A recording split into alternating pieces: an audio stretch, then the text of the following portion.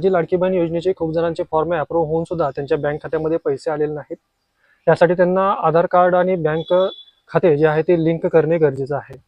आता खूप जणांना माहितीच नाही की त्यांच्या आधार कार्ड कोणत्या बँक खात्याशी लिंक आहे ते सुद्धा आपण पाहणार आहोत। त्याचबरोबर तुम्ही घर बसल्या तुमच्या बँक अकाउंटला आधार कार्ड कसं लिंक करू शकता ते सांगतो। त्याआधी व्हिडिओला लाईक करा, त्याचबरोबर व्हिडिओ खूप महत्त्वाचा आहे, व्हिडिओ सेव्ह करा आणि पेजवर नवीन असाल तर फॉलो करा। UIDAI असं सर्च करायचं आहे।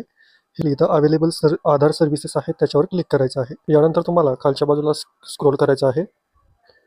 इथे तुम्हाला आधार लिंकिंग स्टेटस असं दिसत आहे, त्याच्यामध्ये बँक सीडिंग स्टेटस यावर क्लिक करायचं। तर तुम्हाला लॉग इन करून घ्यायचं आहे, नंबर टाकायचा आहे, कॅप्चा करायचा आहे आणि लॉग इन विथ OTP करायचा आहे। त्यानंतर जो आहे तो काय आहे आणि तो कोणत्या बँकेला लिंक आहे। आता माझं जर पाहिलं तर बँक ऑफ इंडियाला माझा आधार नंबर लिंक आहे।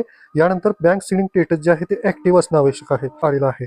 आणि इथे जे बँकेचं नाव असेल त्या बँकेमध्ये जे खातं असेल त्या खात्यामध्ये तुमचे पैसे जमा